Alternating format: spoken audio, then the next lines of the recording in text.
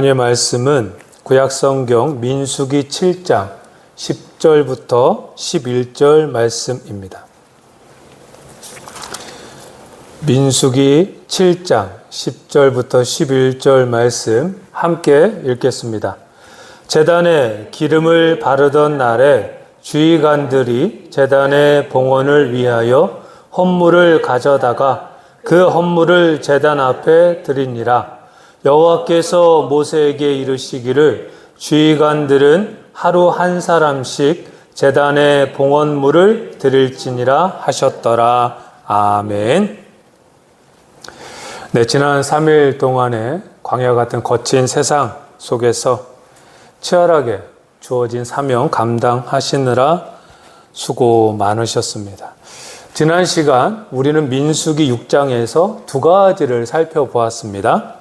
세상과 구별되어 하나님께 자신을 드리는 나실인의 삶, 그리고 그 험한 길을 걸어가는 우리를 향해 여호와께서 너에게 복을 주시기를 원하신다, 평강 주시기를 원하신다, 지켜주시기를 원하신다 라고 선포하시는 하나님의 세 가지 축복을 살펴보았죠.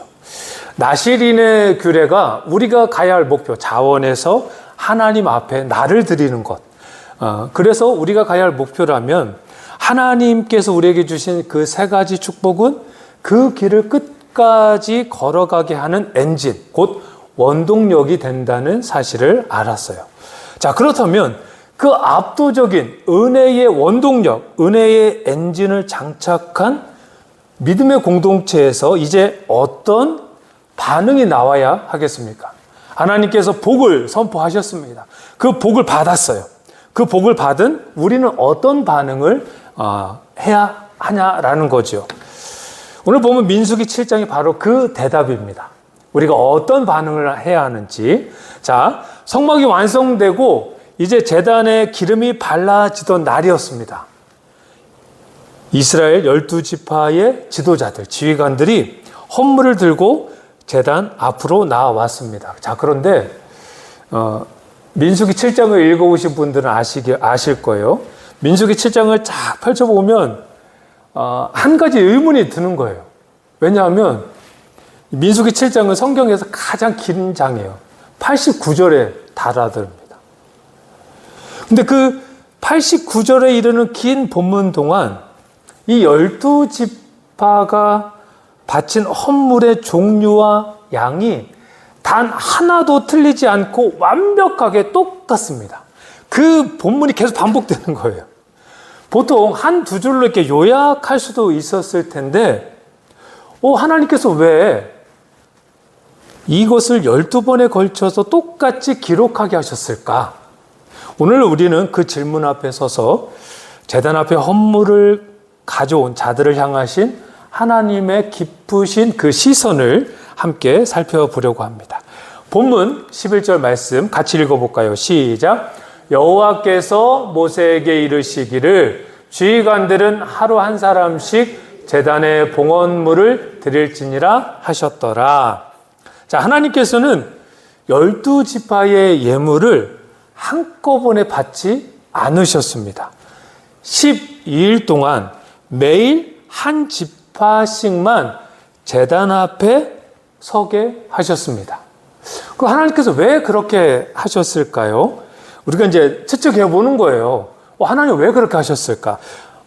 인간의 죄성, 우리 안에 죄라는 것이 있잖아요. 그 죄를 생각해 보면 만약 한날 한시에 그 12지파가 한꺼번에 하나님 앞에 드려질 그 헌물을 들고 앞에 서게 된다면 어떤 모습이 연상될까요? 아마 이제 서로 눈치를 볼 겁니다. 왜? 우리 지파는 저 지파보다 좀 더 사람 수가 많은데 우리가 좀 저 지파랑 똑같이 가져왔다는 거 말이 되지 않아? 좀 적게 가져온 거 아니야? 그 사람 수에 맞춰서 우리가 하나님 앞에 제물을 바쳐야 되는 거 아니야? 우리가 더 많이 내야 되지 않겠어? 우리가 그래도 네 번째 서열의 지파인데 어떻게 12번째 지파 사람들하고 똑같이 제물을 바칠 수? 안 되지. 그럼 안 되지. 아마 우리가 그 현장에는 없었겠지만 만일 한날 한시에 그 12지파로 하여금 재물을 갖고 하나님 앞에 바쳐라 라고 했다면 서로 경쟁하지 않았을까 싶어요. 그 증거가 우리가 그 성막을 제작할 때도 이제 성막을 제작할 봉헌물을 바치시오라고 했을 때 그때는 각 지파별로 안 했거든요. 그 마음이 자원해서 바쳐라 그랬을 때 막 그 성막을 만들고도 남을 정도로 바쳐졌거든요. 그래서 제단 앞이 순식간에 사람의 과시욕으로 가득 차지 않았을까? 이런 생각들을 하게 된다는 거죠. 그래서 하나님께서는 하루에 오직 한 지파만 단독으로 제단 앞에 설 수 있게 하셨다라는 겁니다. 남과 비교하지 않고 오직 하나님과 그 지파 사이에만 흐르는 순전한 예배를 하나님이 원하셨던 것은 아닐까, 그런 생각을 갖게 되더라는 거죠. 여러분, 일단 하나님께서는요, 예를 들면 우리 장양교회 성도들 그러면 그래 너희들은 다 장양교회 성도들에서 이렇게 막 한 뭉텅이로 해가지고 대충 묶어서 취급하시는 분이 일단 아니시라는 겁니다. 오늘 이 예배 시간에도 우리가 함께 모여서 예배를 드리지만 하나님께서 여러분의 이름 한 분 한 분 하나의 이름을 부르시고 그리고 여러분의 마음의 중심을 보시는 거예요. 여기 장학교회 수요 예배 해서 뭉텅그리시는 것이 아니라 이 예배 자리에 참석한 한 사람 한 사람의 그 마음의 중심을 보시고 귀히 여기신다라는 거죠. 따라서 제단 앞은 인간의 자랑과 경쟁이 완전히 지워지고 오직 나와 하나님 사이에 거룩한 만남만이 있는 자리여야 한다라는 거죠. 자, 그렇다면 왜 하나님은 똑같은 목록을 12번이나 반복해서 기록하게 하셨을까? 보통 세상의 역사책은 숫자를 합산해서 한 줄로 기록합니다. 만일 오늘 본문을 한 줄로 기록한다면 12지파가 총 은쟁반 12개, 금잔 12개, 소 수십 마리를 하나님께 바쳤다. 이렇게 기록하면 되거든요. 훨씬 깔끔하잖아요. 지금 민수기 7장 1절부터 89절 말씀을 읽다 보면은 나중에 지쳐요. 이 나손 자손이 바친 거 똑같잖아. 뭔가 또 다른 걸 찾아보려고 끝까지 읽어 나가면 결국은 다 똑같아. 이럴 거 그냥 12지파가 은쟁반 12개, 금잔 12개, 소 수십 마리를 바쳤다. 이렇게 기록하면 편할 걸. 왜 하나님께서는 반복해서 기록하셨을까? 만약 그렇게 요약해서 기록했다면 훨씬 깔끔하긴 할 거예요. 그런데 그렇게 요약하는 순간 무언가 사라져 버리는 거예요. 그 무언가가 뭘까요? 바로 그 안에서 치열하게 자기 소유를 구별해냈던 개개인의 이름과 정성과 그 마음의 중심이 사라진다는 거죠. 예를 들어서 우리가 장양교회 이름으로 어디 이제 기부를 했어요. 그러면 장양교회라고 하는 이름은 남겠지만 그 안에서 개개인 정말 없는 가운데 전 남을 도와야 되니까 없는 가운데 막 바치신 분도 있을 거예요. 그런 마음, 씀씀이 이런 것들은 사실 대표성으로 봤을 때는 기억되지 않는다라는 거죠. 그런데 하나님은 그렇게 하지 않으셨다라는 겁니다. 한 줄로 요약해서 딱 기록되어 둔 것이 아니라 그 지파별로 다 똑같은 문장, 똑같은 제물이라 할지라도 기록하게 하셨다는 거죠. 유다 지파 나손이 드린 은쟁반, 이사갈 지파 느다넬이 드린 화목제물, 그 하나하나를 성경 본문에 고스란히 적어 내려가게 하신 겁니다. 이것은 지루한 반복이 아니에요. 읽는 우리는 지루할 수도 있어요. 그런데 백성들이 제단 앞에 심은 작은 정성조차 단 하나도 잊지 않고 기억하시겠다는 하나님의 사랑의 기록물이라는 거죠. 여러분, 세상은 여러분의 숨은 수고를 몰라줍니다. 그래서 한마디로 그냥 요약해버리기도 해요. 근데 하나님은 결코 요약하지 않으십니다. 여러분이 주님을 위해 흘린 눈물 한 방울 한 방울, 아무도 모르게 은밀하게 한 봉사, 새벽에 드린 기도 그 한마디를 주님은 다 기억하고 계신다라는 것이죠. 이것이 바로 하나님께서 89절에 되는 긴 본문을 통해 우리에게 전하고 싶었던 하나님의 마음은 아닐까 하는 생각이 들어요. 이사야 49장 15절 16절 말씀입니다. 같이 읽을까요? 여인이 어찌 그 젖먹는 자식을 잊겠으며 자기 태에서 난 아들을 궁일이 여기지 않겠느냐. 그들은 혹시 잊을지라도 나는 너를 잊지 아니할 것이라.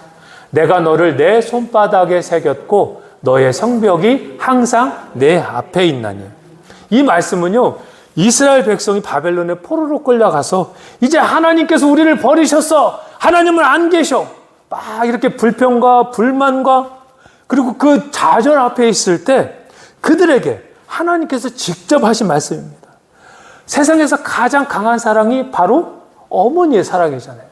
그런데 그 어머니의 사랑조차도 혹 잊을 수 있겠지만 나는 절대 잊지 않겠다 라고 말씀을 통해서 바벨론 포로로 끌려간 이스라엘 백성들에게 약속하고 계시는 겁니다. 그리고 그 증거로 내가 너를 내 손바닥에 새겼다라고 말씀하고 계시는 거예요. 손바닥에 새겼다라는 것은 언제 어디서나 눈만 뜨면 보인다는 뜻입니다. 따라서 하나님의 눈에 우리는 항상 보이는 자리에 있다라고 하는 증거가 되죠. 그렇습니다. 하나님은 이스라엘 백성들의 이름만 손바닥에 새겨놓은 것이 아니라 우리의 이름도 손바닥에 새기셨습니다. 그리고 우리의 수고를 요약하지 않으십니다. 잊지 않으십니다. 즉 하나님께서는 항상 나는 너를 기억한다 이렇게 말씀하고 계시는 거죠. 자, 이제 왜 하나님께서는 은쟁반을 바치라고 했는지 금잔을 바치라고 했는지 그 헌물의 구체적인 한번 내용을 살펴보려고 합니다. 민수기 7장 13절 17절 말씀입니다. 이 바쳐진 헌물이 계속 반복되는 거예요. 12번 반복된다고 보시면 됩니다. 같이 읽어볼게요. 시작. 그의 헌물은 성소의 세겔로 130세겔, 무게의 은반 하나와 70세겔 무게의 은발이 하나라. 이 두 그릇에는 소재물로 기름 섞은 고운 가루를 채웠고 또 10세겔 무게의 금그릇 하나라. 그것에는 향을 채웠고 또 번제물로 수송아지 한 마리와 순양 한 마리와 1년 된 어린 순양 한 마리이며 속죄제물로 순염소 한 마리이며 화목제물로 소 2마리와 순양 5마리와 순염소 5마리와 1년 된 어린 순양 5마리라. 이는 암미나답의 아들 나손의 헌물이었더라. 이렇게 계속 11번이 더 반복돼요. 똑같아요. 그래서 제가 그림으로 한번 그려봤어요. 자, 보시면 이 예물은 똑같은, 지퍼마다 다르지 않고 똑같아요. 일단 여기 130세겔이잖아요. 이거를 지금의 그 측량, 무게로 하면 1.5kg 정도가 돼요. 1.5kg 정도 되는 은쟁반에 뭘 담았죠? 여기에 고운 가루, 그죠? 그 다음에 70세겔, 요 70세겔이면 한 800g 정도 됩니다. 은 접시예요. 은 접시. 요게 곡식 재물들을 가득 채웠어요. 그리고 향이 있어요. 금잔에 향을 담아 가져오게 하고, 그 다음에 번제물이죠. 번제물은 태워드리는 제물이에요. 그래서 수송아지 한 마리, 순양 한 마리, 1년 된 어린 순양 한 마리. 그 다음에 속죄제물. 속죄제물은 아시죠? 내 죄를 하나님 앞에 가지고 가서 제 사함을 받을 때 드리는 죄. 그 다음에 화목제물이에요. 화목제물은 모든 제사가 다 끝나고 나서 같이 나눠 먹는 거예요. 음식을. 보시면 이 레위기서에서 말하고 있는 5가지 제사를 한꺼번에 한 거예요. 한꺼번에. 이 제사가 지금의 우리의 예배죠. 자, 그럼 한번 구체적으로 살펴보면 그림을 보시면서 첫째, 성소의 세겔로 된 은쟁반과 은접시 금잔을 가져왔다고 그러잖아요. 그런데 이 성소의 세겔은 이 성막 안에서만 허용되는 수치예요. 세겔이라고 하는 게. 그래서 나중에 성전이 지어져도 성전 안에 들어가서 헌금을 하려면 이 세겔로 바꿔야 돼요. 근데 예수님 당시에 그 대제사장이 그거를 관리했잖아요. 관리하면서 자기 사람들을 시켜서 그 환전할 때 그 수수료를 엄청 많이 물렸단 말이에요. 그러니까 헌금은 무조건 세겔로 해야 되는 거예요. 자, 그러면 성소의 세겔이라는 말은 일단 세상의 기준이 아니라는 거예요. 세상의 기준으로 하나님 앞에 헌금을, 예물을, 재물을 가져오면 안 된다는 거예요. 하나님의 기준에 맞춰서 헌금해야 된다는 거죠. 이거는 하나님의 기준에 맞춘 헌신을 뜻하기도 합니다. 그러니까 내 형편에 맞추거나 내 기준, 내 생각이 기준이 아니라는 거예요. 하나님 앞에 합당한 최고의 정성은 하나님 기준에 맞추는 거예요.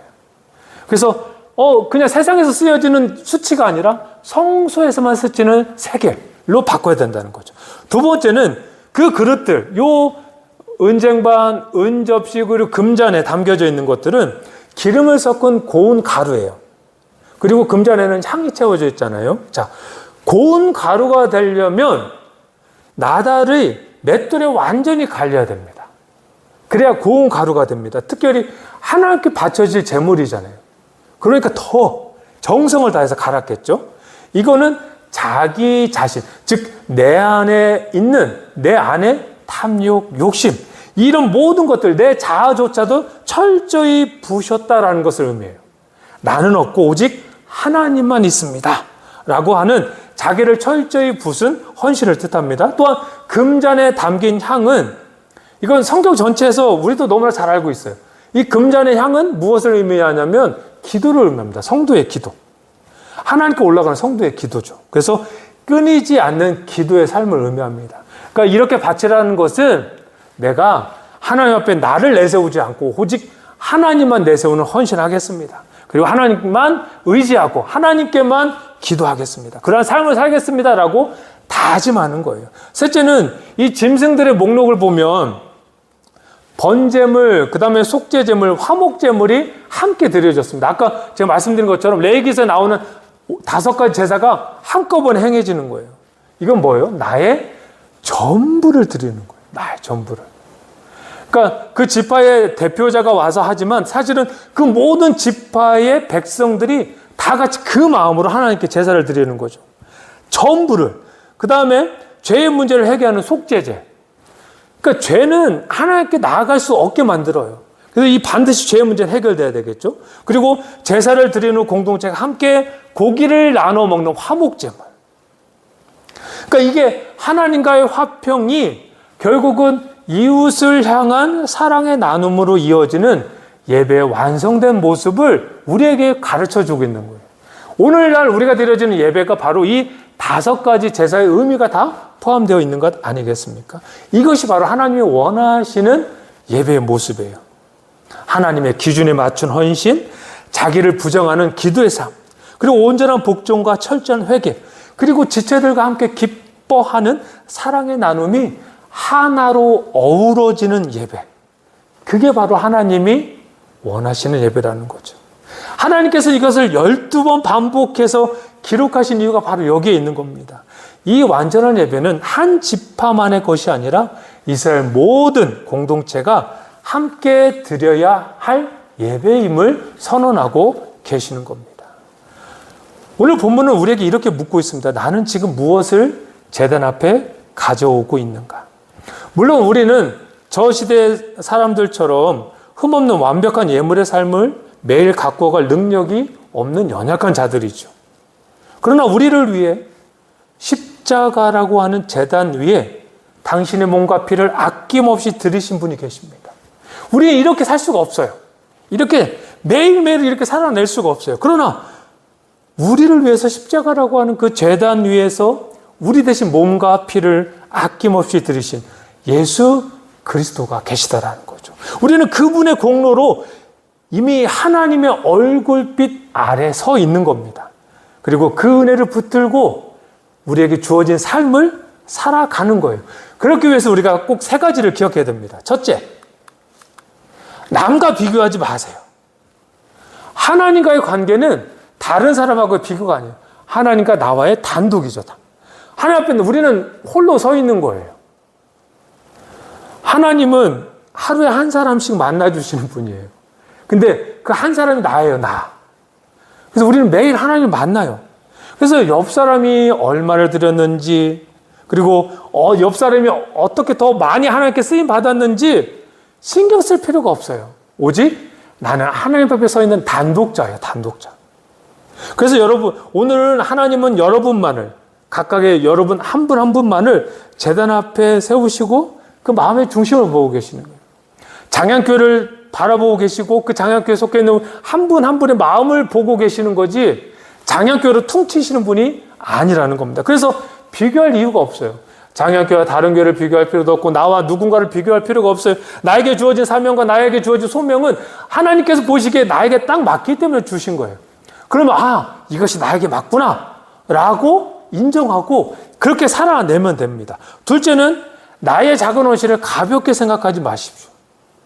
앞서도 말씀드렸지만 하나님은 우리의 헌신이나 우리의 봉사를 이렇게 압축하거나 요약하시는 분이 아니에요.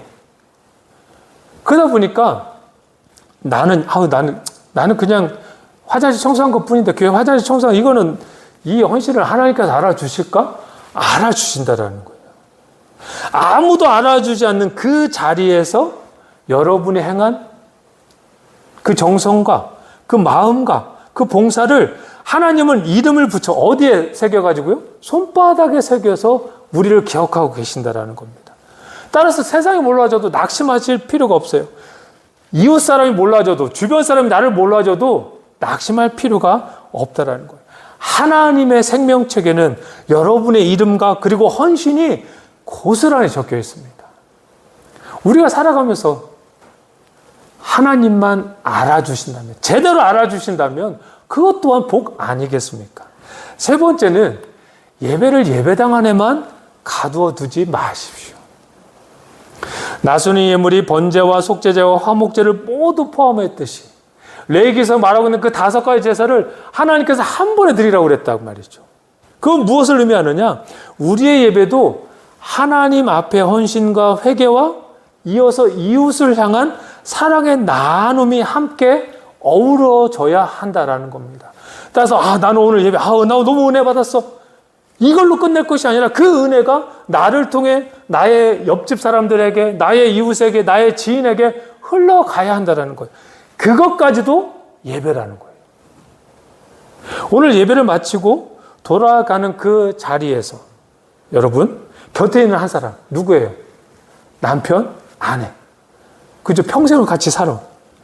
한 사람에게 하나님의 이름으로 따뜻하게 말 한마디를 건네는 거예요. 오늘 수고했어. 힘들었지. 수고했어. 하나님이 늘 당신을 지켜주실 거야. 하나님이 늘 당신을 보호해주실 거야. 이 한마디. 더 나아가서 우리의 자녀들에게 그리고 우리의 이웃에게 이 따뜻한 한마디. 지난주에도 말씀드렸잖아요. 우리는 그러한 그 나실일의 삶을 살아가는 걸 너무 어렵게 생각할 것이 아니라 우리의 입술에 제사장 입술을 부어주셨으니까 그 제사장의 입술로 복된 말만 하고 격려되는 말만 하고 사랑하는 말만 하면 된다는 거예요.